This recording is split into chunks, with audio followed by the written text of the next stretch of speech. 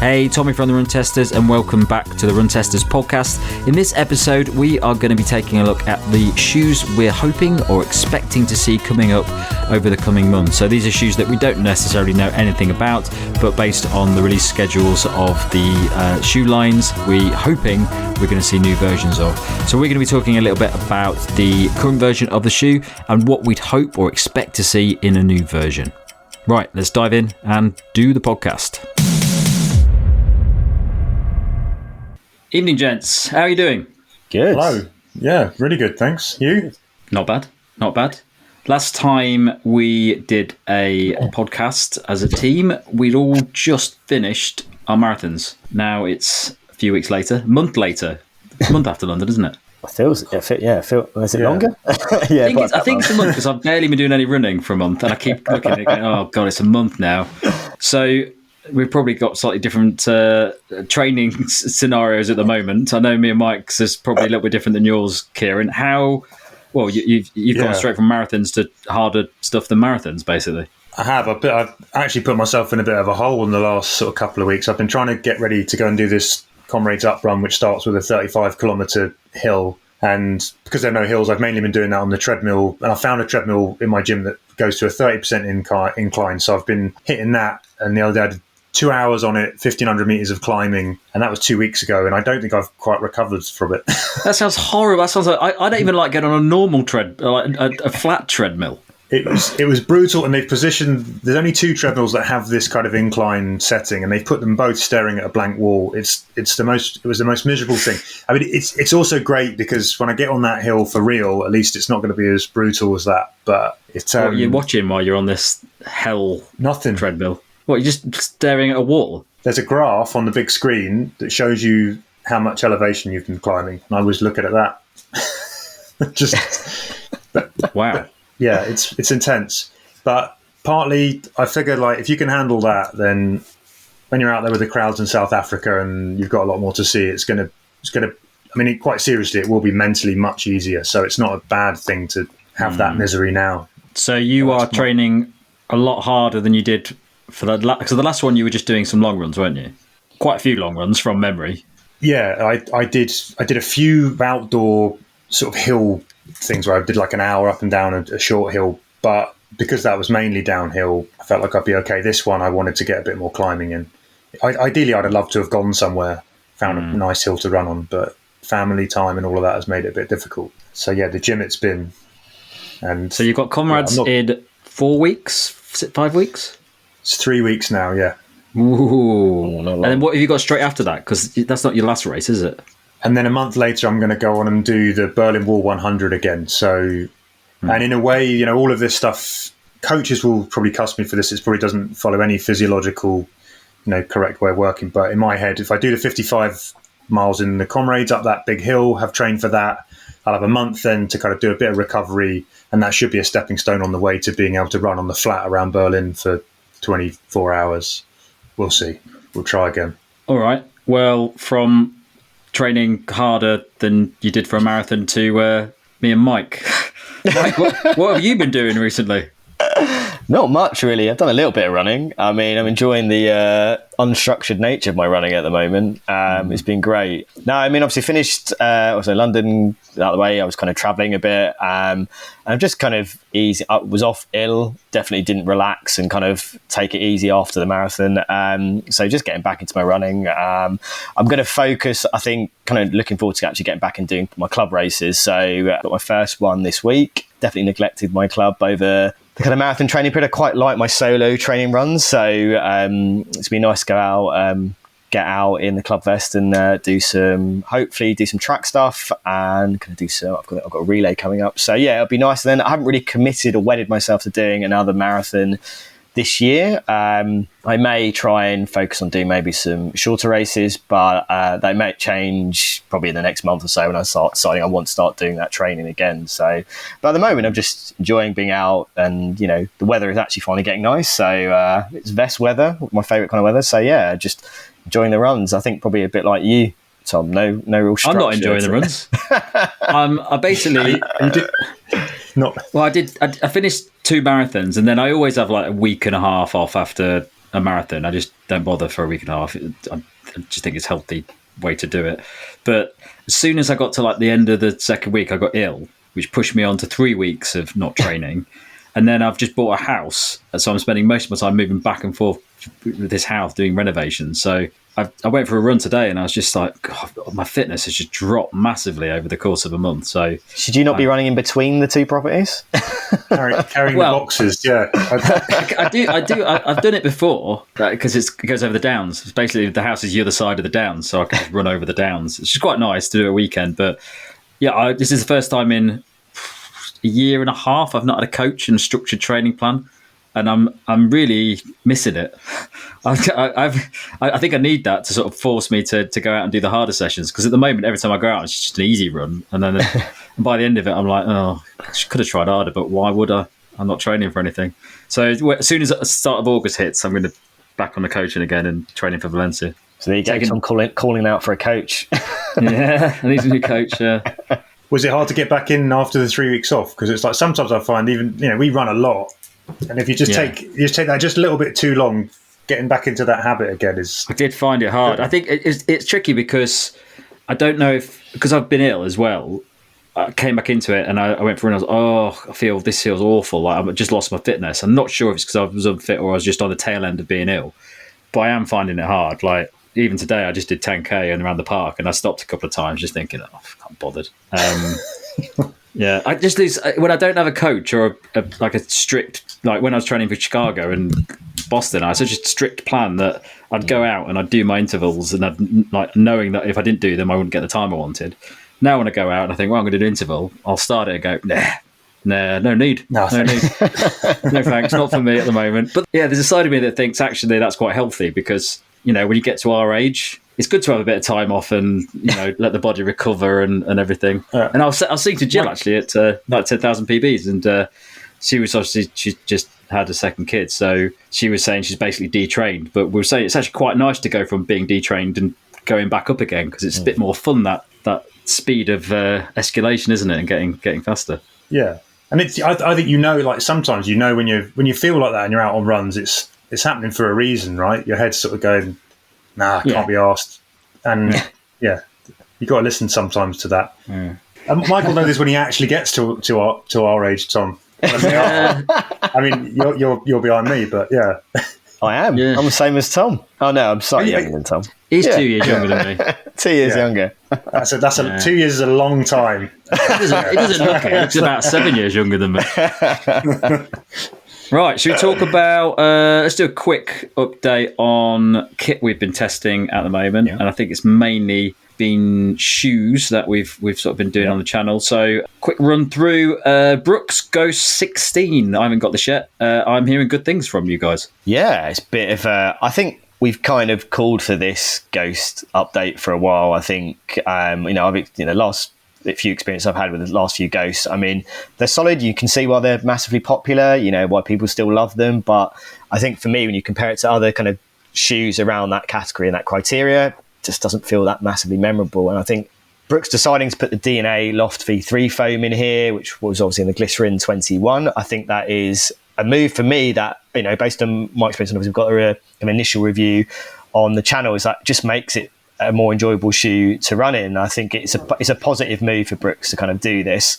And I think crucially for me, and what I'm seeing in my first run, is that I don't think it's going to annoy kind of Ghost fans. I still think it's that Ghost experience, but I think it's just elevating it a little bit. And I think it maybe is going to open this shoe, which is a pretty affordable price, where a lot of daily trainers are going up in price. I think it's going to make it, a more likeable shoe for a lot more runners as well. Yeah, I mean, I had my first run out in it today, and I'd done the Hackney half yesterday, and I have to say, and I played football on Saturday, which is a terrible mistake doing that back to back. And I've never been more sore from a half marathon, and I really needed something that was just going to be comfortable, be nicely cushioned, but not too much, and just feel easy and kind of smooth and all of those things. And I think this is my first run in a Ghost. Maybe I had them sort of way back when, but first run certainly for a few years. I'm really surprised by the shoe. I really liked it. I think it's got a really good balance to it. And I think it's going to have a nice versatility to it. I'm with Mike on that. I think the foam that we saw in the Glycerin, that bringing that over gives it a little bit of pop as well. It's There's a bunch of shoes that have come out that I think you just look at. They're very easy to run in. It's got a beautiful step in comfort as well. And yeah, I need, you know what, some shoes, I looked at it today, I was thinking, oh God, please let this be a nice shoe to run in, because my legs really needed something. And it just really helped today on that. So yeah, first signs are good. I'm quite looking forward to seeing how quick you can move in it. All right. Well, from cushioned daily shoes to super shoes, we've got a video up on the channel, the first run of the Under Armour Velocity Elite 2. Bit of a funny shoe. The original Velocity Elite was a bit of a polarizing shoe. I think some people did actually quite like that shoe, but I think from a lot of people, it was quite far removed from what people had come to expect from Carbon Plate super shoes, mainly from the bounds, mainly from the way sort of the transition of the shoe. Have you both tried? You've not tried this yet, Mike, have you? I've not been out in it yet, no. Right, okay. What did you think, Aaron? I think it's a step on. I think it's much better than the original. I'm still not 100% convinced that it's made that big leap to be up there with the best super shoes. I thought it had some good energy. I thought it was quite an interesting ride. It feels quite, to me, it feels quite heavily rockered, and you're kind of relying quite a lot on that kind of roll through for the energy of it, rather than, you know, on some of the Adios Pro 3 or the Alphafly, where you're sort of feeling that spring back from the foam. This doesn't quite have that energy, but there's quite a pronounced rocker on it. You feel it when you first put the shoe on, and that makes it a slightly different ride to a lot of the other super shoes that I've found. And I think, in short, I put it in, from what I've done so far, I need to do some more in it. It's another one where I think it's an okay sort of competent shoe, but I don't think it's going to set the world on fire. And each time Under Armour sort of does this thing where they sort of come a bit close, but everyone else has jumped on a bit. They haven't this. They need to just make that bigger leap across. And I think you see that across their whole range of shoes. Actually, you know, I think I can see people enjoying running in it, but I don't think it'd be my first choice for sure. No, I did enjoy it, and I get a weird feel from the shoe. When I put it on, I did feel like it was nippy. I felt like I could go fast in it.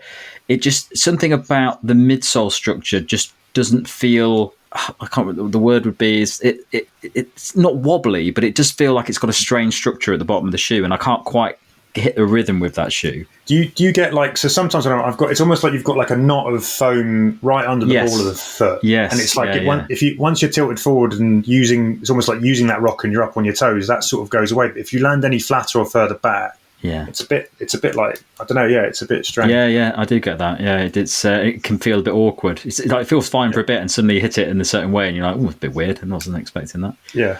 All right, so a couple more. So I have been testing the North Face Summit Vective Pro 2. I think a few of us tried the original version of that, which we all quite liked as a trail shoe that's got, you know, carbon plate in it and everything. But for me, I think the original was just a solid, all right shoe. I could use it quite a lot. It's comfortable. It wasn't really a shoe designed for tricky terrains and stuff. It's sort of those hard mountain paths and compact paths. I know the new one, I think the new one is an upgrade on it.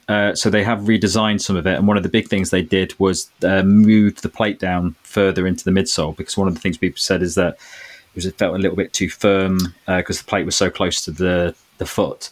They've moved that down now, so there's more midsole foam between the carbon plate and the foot, which you do notice. It does feel a bit softer. It's getting more like the Tecton X and Tecton X2 to me. I found it very comfortable to wear over I was running I did a race in it actually, and it was very comfortable. Really enjoyed it. The first time I'd worn it, and I felt really good straight away. So yeah, I liked it. I'm looking forward to doing some more running in it.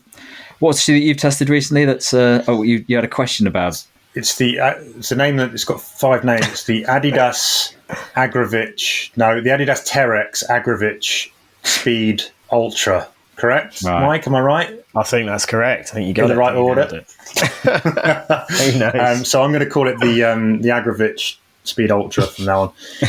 That shoe, I know. Sort of Nick had that out in Chamonix, didn't he, for a sort of early test, like months and months back, and then they've landed for us to sort of give them a test here. So Nick has put them to the test over some sort of more challenging terrain, steeper. I went out and did a 30-mile ultra in them on very much more runnable stuff here in London, Richmond Park, some Thames paths. You know, it's runnable. It was pretty dry and pretty solid, sort of compact kind of groomed trails. And actually, I thought they were brilliant for that. I used them fresh out of the box for that run test. And on that runnable stuff, you know, what you've basically got it feels like a road shoe. It runs like that way. And I think in a situation where you've got pretty secure kind of foot placement and you're not dealing with anything that's going to fire you off in random directions, I think this is a really good shoe. And I always sort of say this more for the UK audience back here, but there's a bunch of races in the UK that you think these shoes would be great to run. Thames Path 100 miler, where it's all flat, it's all pretty runnable, often hard baked. This shoe gives you lots of protection, but gives you so much energy. It's got a nice wide toe box, super comfortable. I can't speak for how it might perform when you're hurtling downhill back into Chamonix, trying to do tight, twisting corners. But for that, if you're on trails, all those things like the Race to the Stones, the Race to the King, all of that series of tamer, easier running ultras, I think this would be a really good shoe. Nice. Okay. And then just lastly, we've got the video up on the Merrell Morphlite it will be up by now. The Merrell Morphlite. What is this shoe? And it's quite cheap, isn't it? I mean, it's £100. So it's £100 sort of road to trail shoe, very much road DNA taken to the trail. So it's one of those that when you put it on, it can feel like a road shoe, and it's got 3 mil lugs. It actually's got two sets of lugs. I think there's 3 mils and 2.5 in 2 different patterns, designed so that you can run on the road fine without being too sticky, and then get to the trail and have a bit of grit. Nice big stack. It's light. It's actually almost as light as the Skyfire 2, so it's got that kind of racy feel. And again, it's just a very well balanced shoe actually. And at the price point, I think this is a good shoe if you're a newcomer to trail running, or you are just going from sort of doing road sections with a little bit of trail, and again tamer trail, or you're doing park runs where you've got mixed sort of terrain on yours. I think this would be a good versatile shoe to throw into that mix. It's a very easy transition shoe from road over to trail that I think will be accommodating for a lot of runners. It's fairly basic overall, but £100 I think it represents pretty good value. Well, I said it before. Merrell makes some very comfortable, solid trail shoes. Maybe, but they've always found with Merrell that they've got a big audience. Obviously, there's a lot of people love Merrell and stick with Merrell all the time, but they've never been the most exciting shoe in the world. And you seem to find them sort of sitting below those sort of more the newer shoes from Nike and stuff, and people don't tend to look at them. It's people who are sort of more used to wearing them and rely on them. But maybe I think I sort of see a turning point with Merrell these days, where they seem to be trying more stuff out, and Merrell needs more love. Give some more love to Merrell. Yeah, that one and the Agility Peak 5 have been two shoes that have really surprised me out of their stable, and it's kind of definitely changed my attitude towards Merrell as a brand and what they're doing. So nice. All right, well let's talk about some 2024 possible running shoes coming up.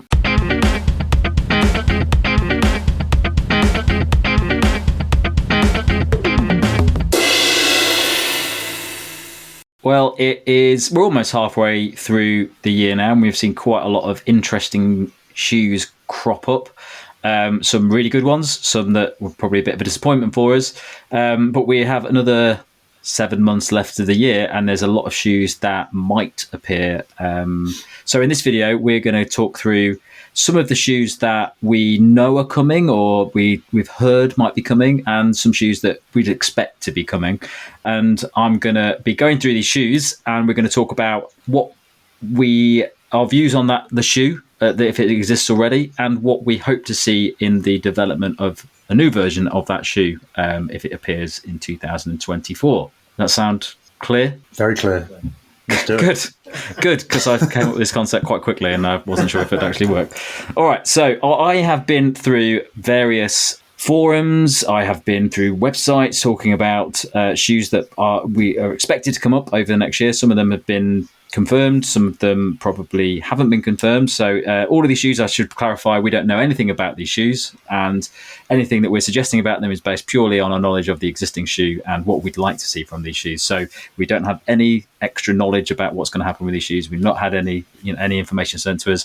This is purely the stuff that we think might happen. All right, so let's start with a shoe that, well, over the past year, it's become it's changed quite a lot. So the Asics Gel Kayano 31, the Asics Gel Kayano 30 came out last year, and it saw some massive developments on the previous versions of the shoe. What are your views on the Asics Gel Kayano range?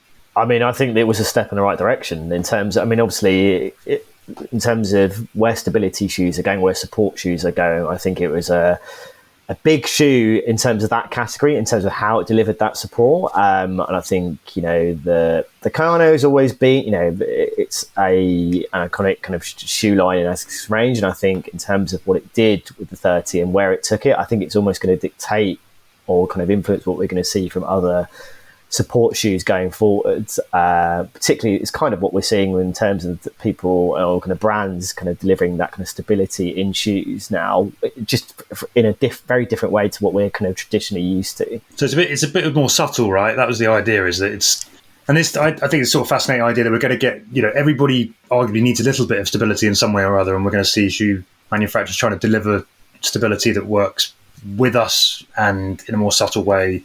And I think the Kayano tried to hit that. I found it, to the point where I don't really need a stability shoe, and there are some stability shoes I'll run in, and I find them quite interruptive, if that's the right word. And the Kayano I found quite easy to run in as a non-stability runner. Yeah, the Kayano 30 was basically a massive shift, because previously the Kayano's been sort of the big daddy of full-on support. You sort of associated the older Kayanos with having that really thick, plasticky medial post in it, where you really know you've got a stability shoe on. But Kayano 30 was an interesting development because it felt a bit softer. It felt like a normal shoe. It's actually getting more like the Nimbus or shoes like that.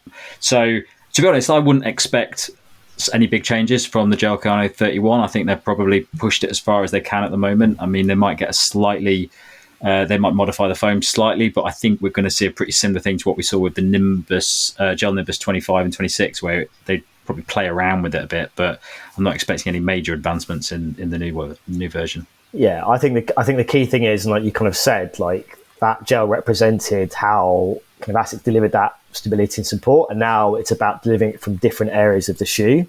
And I think ultimately it's about enhancing how it's delivering that structure support from the different areas and the different elements of the shoe, I think, more effectively, and still offering a ride that actually, as Kieran said, that it can work or be usable for someone that maybe doesn't need that additional sort of kind of more aggressive, maybe more kind of prominent support in a shoe. Okay, well, let's move on to the next shoe, and this is one that I'm sure you're going to have many views on, the Hoka Rocket X3. I know that's a few that you've tested this, haven't you, Kieran? Yeah. I like it. I mean, I've been a fan. I know some people aren't, but whenever I've raced in it and I've wanted to go short, half marathons, those kind of things, I've found it nice and lively, and it's and punchy, and I feel like it's a very easy shoe to go and do those distances in. It delivers. Whether or not it's up there with the best sort of super shoes, I don't know, but it does have this kind of sort of unique kind of profile, which is quite direct. It's quite again reliant on a rocker, and I've always found it to be quite energetic, and it kind of fits my kind of style of running, where I want to feel a bit of ground contact as well sometimes and feel like I'm sort of doing some of the work. But whether or not I guess that the thing thrown out there is whether or not in the changes they look at everyone else who's got perhaps a bigger stack and it's a bit more kind of trampoliny and those kind of things, and they go, actually we need to do more of that. I don't know. Well, they are trying a bit more of that stuff, aren't they, at the moment, Mike? Yeah, I think that's the thing. I mean, obviously from the previous Rocket, it's a radical change in terms of that shoe and what we have now, the Rocket X2. And I think if we look at shoes that have launched since the Rocket X2, so things like the Cielo X1, the Skyward X, where they're not necessarily the same shoe, but in terms of playing around or in terms of how those midsole makeups are, I think it feels for me with the Cielo X1 and the Rocket X2, it's almost like a Vaporfly, Alphafly thing. So whether they'll go down that direction with this shoe or the next version of the shoe, I'm not entirely sure. I think they might try to retain it as it is and maybe just try to kind of slightly improve the experience, because it's a nice and light shoe. It's got a lovely, enjoyable ride in it. I kind of personally think maybe I would probably kind of max out kind of half marathon distance in it for racing, but I think there obviously are people that have run marathons in it. So I think it's about tweaking what Hoka's got, because I think in terms of what we've seen the shoes since then, it's definitely being a bit more adventurous in terms of what it's doing with its midsoles and in general with the kind of makeup of some of its kind of more race focused, kind of faster centric kind of shoes. I think they're going to stick more foam in it. That's just as simple as that, I think. Because I think they made a good choice moving it from the X to the X2, but I think they're going to say, well, one of the big things that people said about it is that it's not as bouncy as some of the bigger shoes out there. So that would be my expectation. The thing is that's something that, Mike's right, people sort of equate that shoe. A lot of people sort of said it feels a little bit more like the old Vaporfly. And that was a positive comment. And that the Vaporfly 3, for some people, I find it lost a little bit of that sort of really sort of stiff and slightly direct kind of edge to it. So it'd be interesting. I kind of hope they don't. I hope they sort of, maybe that sells more shoes if they do. But all right, let's talk about from race shoe to a super trainer. The New Balance Super Comp Trainer V3. You remember the V2? I remember the V2. I mean, I didn't absolutely love that shoe. I thought I would. And I mean, I've been post kind of us kind of reviewing it on the channel. I have been back out in it, I felt like it was a shoe that should work for me, but it just didn't. And I think there was probably other shoes that have come out around the New Balance kind of range around that shoe that I think probably worked a bit better for those types of runs that I think I would turn to for the SC Trainer V2. So I think for the V3, I think I would want to see it more in the kind of ilk of something like the Super Blast, where I think there's a bit of a better balance in terms of that overall weight, but also in terms of that versatility that you're going to get from that shoe. I think I didn't feel like I got that from the SC Trainer V2, and I was really hoping I would, because I felt like it felt like it would be best, perfectly built for that, but it didn't quite work out. And I think for the SC Trainer V3, I'm hoping that it sits a little bit more in that kind of versatile super trainer kind of mold, which actually you're going to want to run a mixture of runs and paces in it, and it will kind of deliver a really nice experience. Yeah, I agree. I think for me that the way that I would classify the V2 is that it was a little bit of a sloppy super trainer for me. It was comfortable. You could do a few different things in it, but it sat in this weird realm where I wouldn't use it for easy day runs because I had easy day shoes that I preferred for it. I wouldn't use it for faster training sessions because I just have more responsive, faster shoes that did it better. So I never really found a use for that shoe. It was definitely improvement on the original version, which was very bulky and just wasn't great for long sessions. But I'd like to see a little bit more pop in it, a little bit more like it's moving towards like the Speed 4 or something like that, where you can use it for a faster stuff. I think what we've seen as well is that you've got something like the 1080 V13 and you've got something like the Rebel V4, and those two shoes, if you kind of combine those into an SC Trainer V3 and give you something that you can ease off but also pick the pace up in, then it would be the ultimate. It would be a great shoe because we've loved those two shoes, and I think an amalgamation of those two shoes would make the ideal kind of SC Trainer. You haven't tried it, have you, Kieran? No. Actually, I don't think I didn't try either of the generations, so I'm not sure you'd like those shoes based on your preferences. All right, this is an exciting one if it is actually ever going to be released. Nike Pegasus Turbo 4. So the previous version of this is probably not technically the previous version that you would expect. That was the Nike Peg Turbo Next Nature, which is a shoe that used a reformed ZoomX foam, recycled ZoomX foam. It was not in any way a progression of the original Nike Turbo, but this new one, the Nike Pegasus Turbo 4, it would be very, very nice if it was a progression of that. What was it? Nike Turbo 1 and 2. They were when they came out. What are your views on these shoes, and what are you hoping from these? I love those shoes. I mean, I love the Turbos. Remember the pink stripe down the middle, sort of the tongue. That's the right shoe, isn't it? They were just they were lovely. I think that was a shoe that you could do so many different runs in as well, and they were nice and snappy. They felt super light, really energetic, but not overly aggressive in a crazy way. They were just easy, and I thought sort of effortless, good comfort on the foot. They ticked so many boxes. Like I found myself running lots and lots of miles in those shoes across a range of paces, and it's always been a question about why they killed them off in the first place. I know some conspiracy theorists thought that they were too good, they were too versatile, so they weren't going to. They were trying to differentiate in the market and other shoes. This kind of multi-talented shoe stop them selling other shoes. But I think if they're going to bring it back, just bring it back as it was. Well, it is interesting to say that. So I actually did do. I can't remember. Well, I think it was last year I did a Versus because I've still got a fairly new. I've only used it like twice. The original Nike Peg Turbo 2, and I went out for running it, and it doesn't hold up against. I mean, there's probably an element of it that it was a couple of years old, but it compared to things like the Saucony Dolphin Speed 3 and 4, it was just didn't have the same feel as those shoes. So I think they will have to do something to it to make it match up to those. Even if you put it up against something like the Hoka Mac 5, I haven't tested the 6. It just didn't feel like it had as much in it as those shoes. So they're definitely going to need to do something with it. Whether that's just the progression of how Zoom X is these days, but who knows? They might even put like a plate in it or something to match up with things like the Speed 4. Was it like meeting an X, Tom? An old X? I tested it during Berlin training, so I was pretty fit. I was doing a lot of like intervals and stuff, and I ran in it. And I thought this just feels like a normal shoe. I was expecting so much. I was so excited to put it on because I forgot I had them. It was in the bottom of my drawer, and I thought, I've still got those. I bang them out. Although the ones were nicer than the 2s from my memory. I think the 2s did lose a bit from the original one. The original one I got loads of my first ever 40 minute. I think that's what I wore for my first ever sub 40 10k with you actually. So I love that shoe, but I think the 2 did lose a bit. But yeah, it wasn't as enjoyable as I was hoping. And that's it. Can they recreate the magic? I mean, I don't know. And back then, obviously, I think a lot of people loved them, and maybe things have moved on now, and maybe they shouldn't bring it back. I don't know. I really like the geometry of it. I quite like the overall kind of shape of the shoe and everything. It was another one where it was unfussy when you put it on, and it just.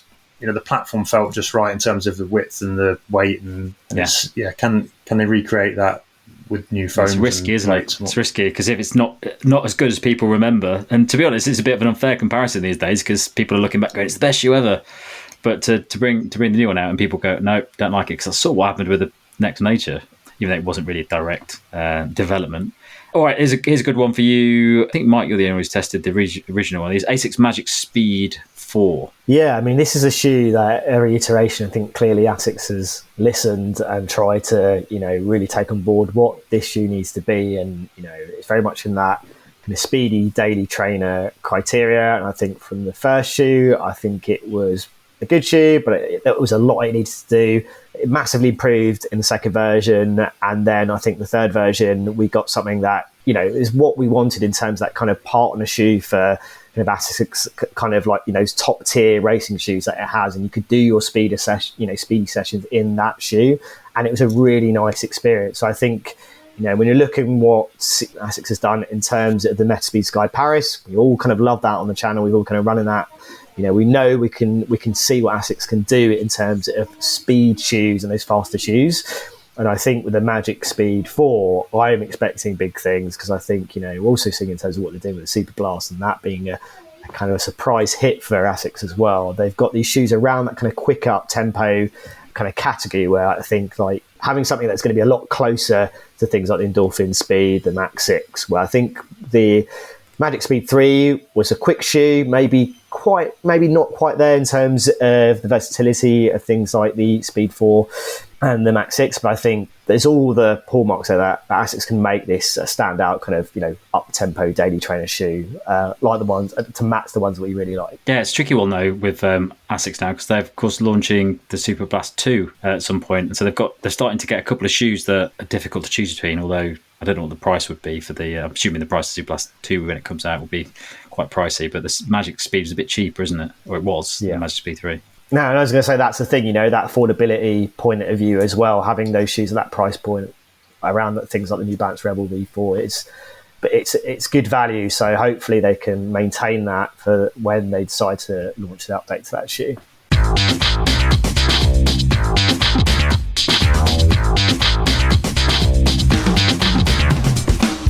Okay, what about, this is going to be an area of debate, Nike Invincible 4. It's a shoe that over the past few versions, I think the first time it came out, everyone was so excited because the concept was quite weird, like Zoom X foam in a massive daily max cushion shoe.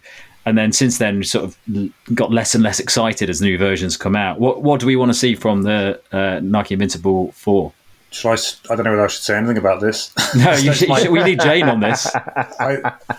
It's a funny shoe because I talked to a lot of people about it, and there's so many people will be like, I absolutely love. They'll tell me, I love this shoe. This is one of my favorite shoes ever. And for a certain group of runners, it's got that kind of following. It's got like a bit of a cult following. They really, really love it, and I just couldn't get along with it. And I one thing I wanted to see changed. I just found, for a start, that the big kind of wide.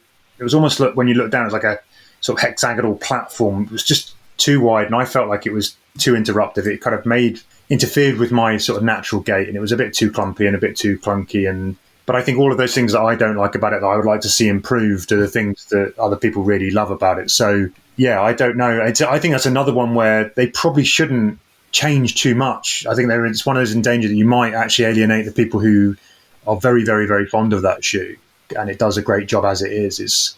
There are some shoes that you think, actually, should you just leave it as is? And maybe that's one of them.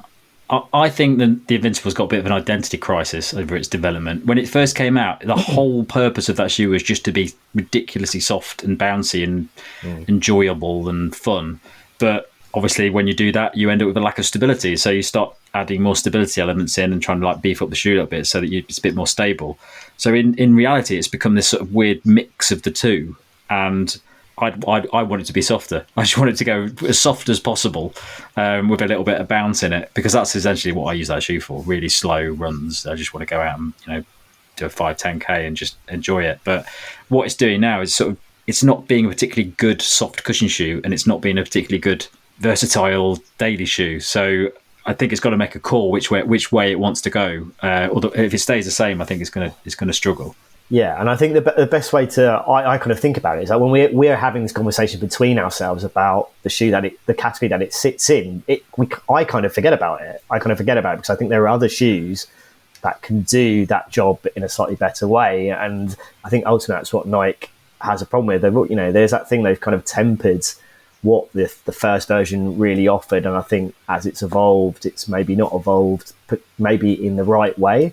And I think there's every opportunity for them to make this, I think, a shoe. And when you see what's happening in this space with these types of shoes, and they've got an amazing foam there, so they're absolutely capable of doing that. And yeah, I feel like this would be the ideal shoe for me, but it's just not a shoe that has worked its way into my rotation. And I know loads of people love it, but I think I think you're right. I think maybe there's a bit of identity crisis. Maybe they need to just kind of strip things back, get back to what the Invincible really stood out for. I'd love to know how many they've sold, because I bet you it's a popular shoe.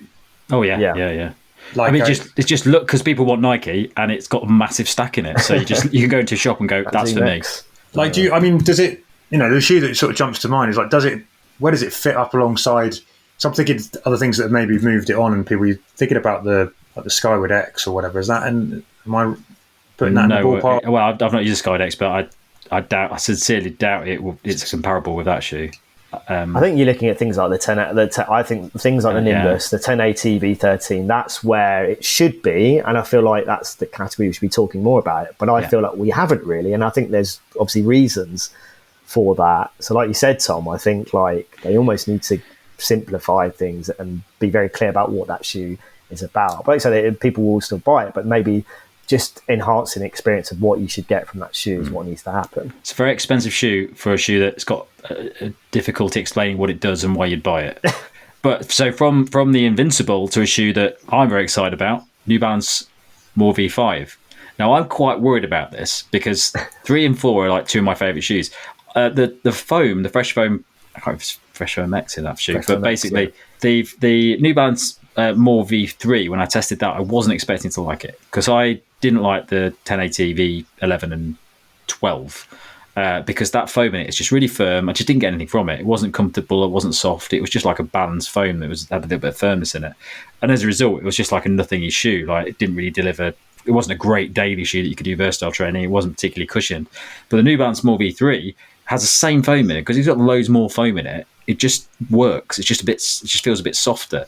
And the New Balance More V4 is pretty much the same. Love that shoe. I'm worried that the New Balance More V5 is going to use the same foam as 1080 V13, and it's going to be way too soft because it's a max stack shoe. So I'm quite worried about what's going to happen with the More V5. I'm going to keep my mouth quiet because maybe I might have know a little bit about. Right. Okay. Yeah.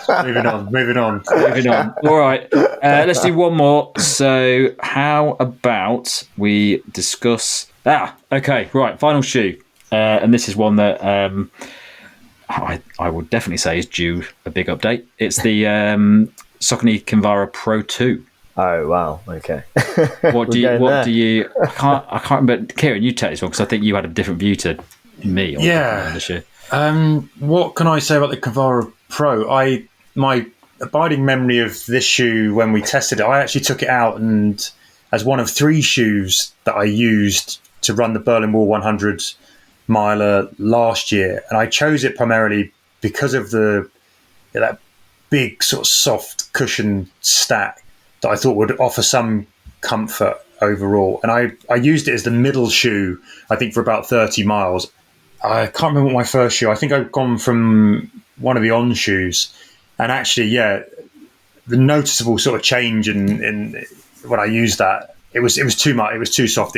I found it sort of too sort of dragged me down. I didn't get on with it at all. It's one of those shoes I kind of think I found it okay, but a bit too much shoe on the foot overall.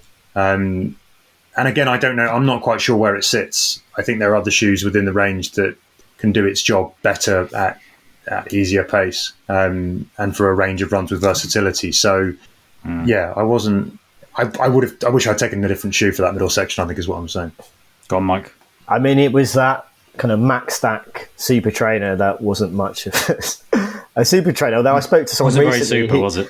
I spoke to someone recently who did Brighton Marathon, and that was the choice that they went for. And I was like, I mean, that wasn't the shoe I would have recommended. But I remember just taking it out for a track session, expecting it to. And I just remember getting to the end of that session and it just feeling so heavy and so. And I think that obviously these Max Stack kind of super trainers are here. You know, we've got the Prime X2, we've got the Skyward X, you know, so there are shoes and they're examples of it being executed really well.